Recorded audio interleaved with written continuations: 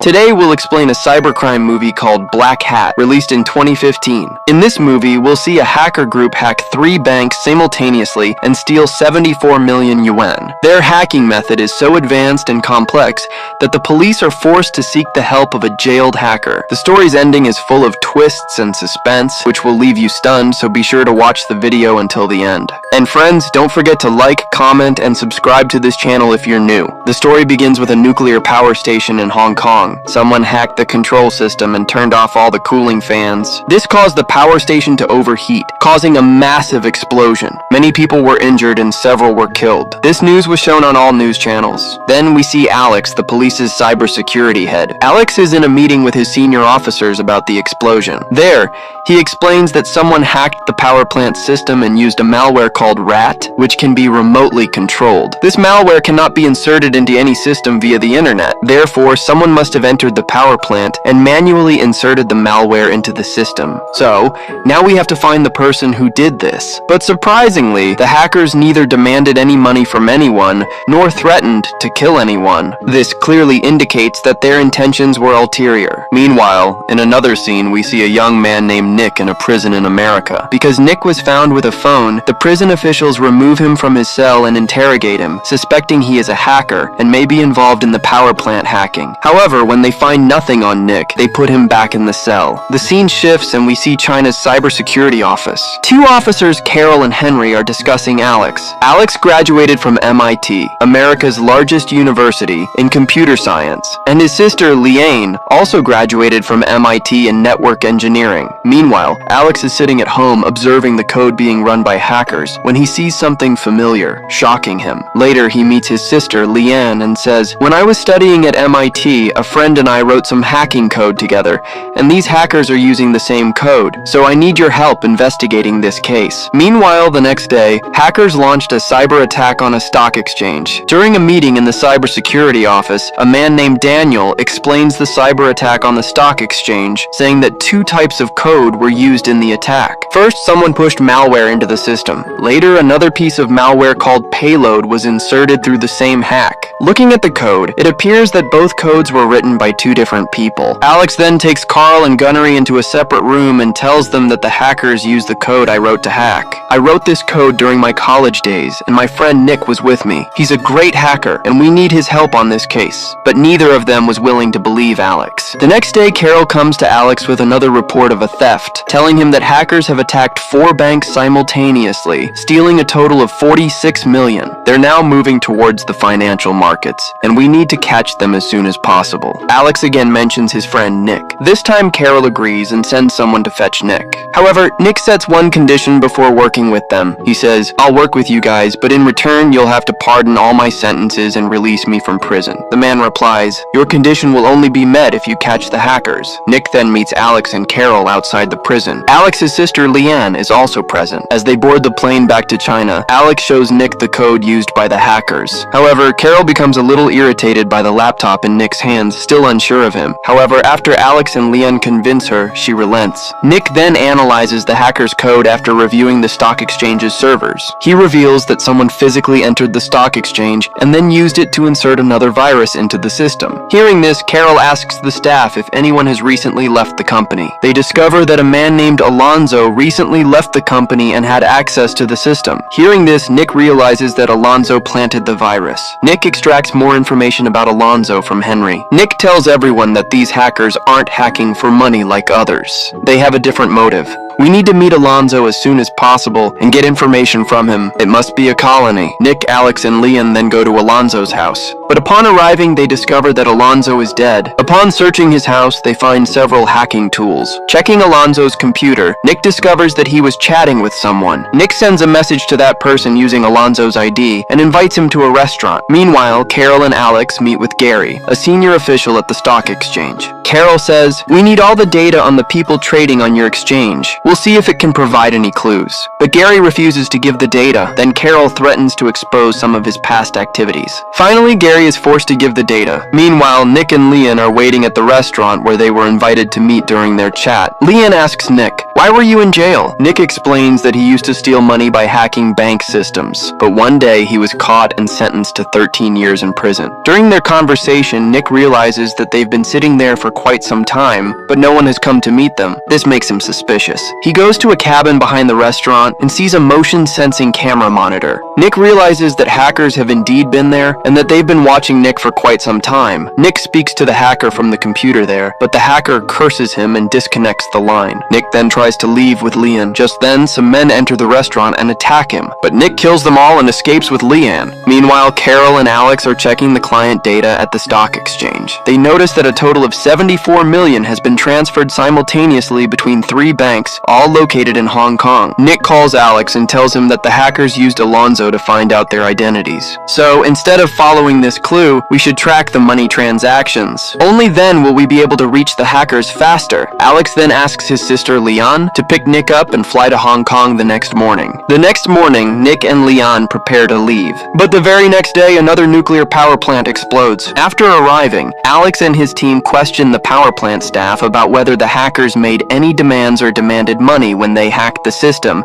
and caused the explosion. The staff deny it. Leanne explains that when a machine suddenly shuts down, it saves the information to an instant memory hard drive. Checking that information might reveal the hacker's real IP address. The staff then reveals that the hard drive is in their server room. However, the area is so hot that it's impossible to enter right now. The 3 then meet a police officer named Tech, who has been tracking the hackers for some time. Tech explains that the hackers are traveling through 3 different routes, but they never meet each other. Nick discovers that all 3 routes converge at one point. They plan to search the area. There they find a pickup van being searched by the police. He reports that a man named Kassar sits and waits for someone at a restaurant every day, but never meets anyone. He messages someone and leaves. This raises Nick's suspicions, and he believes they are using a short-range device to communicate. So, he goes to the restaurant and waits. But after a long wait, when nothing suspicious is detected, Nick uses Tech's phone to check the local Wi-Fi signal. By following the signal, he discovers a short-range Bluetooth transmitter. Returning to the van, Nick explains that Kassar didn't send messages to anyone while sitting in the restaurant, but rather, he entered a code into a Bluetooth transmitter. When his team members passed by, they received the code, and the message was hidden within it. Carol suggests capturing Kassar and using him to reach the others, but Alex says that even if he's caught, he won't say anything. It's better to keep following him. When the time comes, we'll be able to extract all the information from him. The next morning, a police unit monitors Kassar from the rooftop, but Kassar becomes aware of their presence and escapes. Meanwhile, Alex's team monitors 3 banks in Hong Kong and observes money being transferred from all 3 banks at the same time. Tracking the transactions, they discover the money is being cashed out from a Chinese casino. Alex splits the team into 2 groups. He takes Nick and heads to Kassar's hideout by helicopter. When the police team arrives at Kassar's hideout, they discover he has escaped. During the search, they discover a tunnel, and one team descends into the tunnel to apprehend him. Meanwhile, Alex and Nick,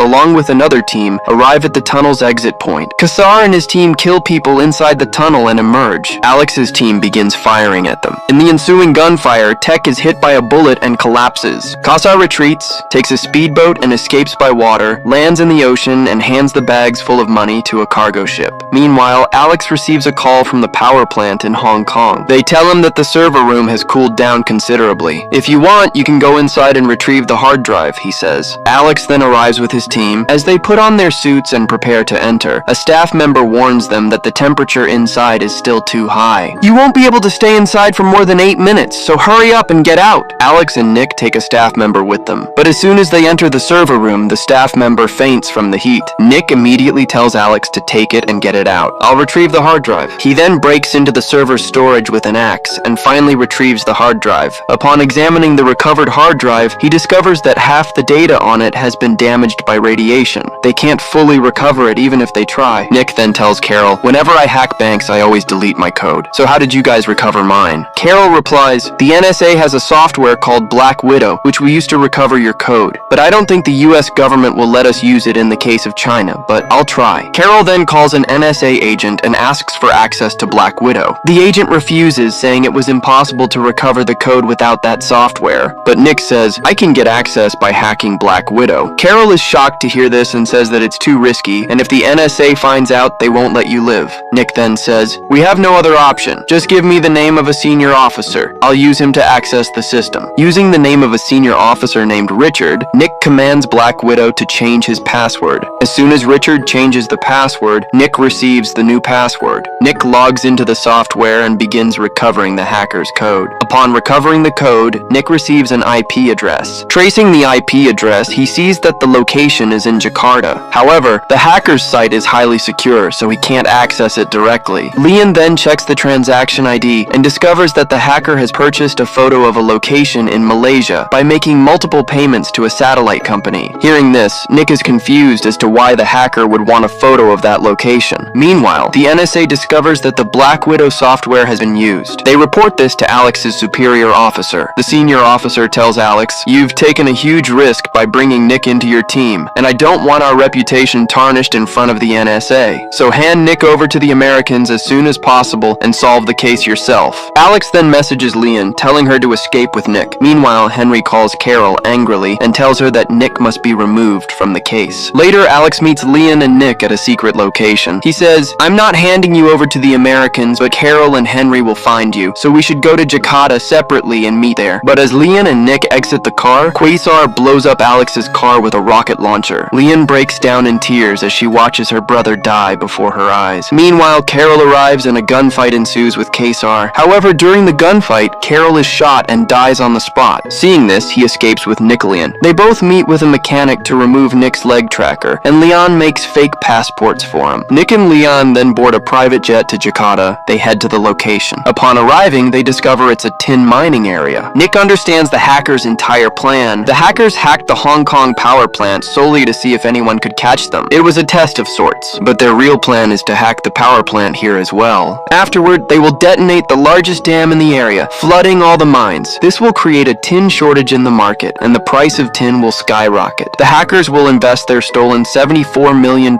in tin shares, and as tin prices skyrocket, they will make an unimaginable amount of money overnight. Nick then sneaks into a tin mining office and steals data. After examining the stolen data, he discovers that the hackers have deposited the money in a local bank. Nick sends Leon to the local bank, where Leon tells the bank employee that she has an important meeting coming up, but her pen drive is not working. "Can you check my pen drive on your system?" The bank employee connects his pen drive to his CPU. As soon as he does, Nick gains complete control of the bank's server, and Nick transfers the hackers $74 million from that bank to a Swiss bank. He also leaves a message for Quasar saying, "If you want your money back, contact me." Quasar then calls him, and Nick says, "I know you have a boss, and if you want your money back, you'll have to talk to me." Quasar then connects Nick with his boss, Trank. Trank asks, "What do you want?" Nick says, "I want a share in your upcoming project." Trank says, "Okay, I'm ready to give you a share, but first I want to meet you." Nick agrees. Nick knew full well that Trang wouldn't give him any share, but would double-cross him, so he goes there fully prepared. Upon arriving, Nick is held at gunpoint by Quasar. Quasar had killed Alex, his best friend. Nick kills him to avenge his death. Nick is then subjected to indiscriminate gunfire, receiving bullets. However, he survives because he was wearing a bulletproof vest. He kills almost everyone there, but then Trung, the boss of them all, appears. He wounds Nick. A fight ensues, but Nick manages to kill him and escape. Nick then reaches Leon, the woman he loves. Leon treats his wounds. Afterward, they leave the country and head for an unknown location where the police can't find them. He also has $74 million from the hackers, which he transferred to his Swiss bank account. This means he now has no shortage of anything in life. And with this, the story ends. Thanks for staying tuned. If you enjoyed the video, please like, share, and if you're new, don't forget to subscribe. See you next time for another exciting story.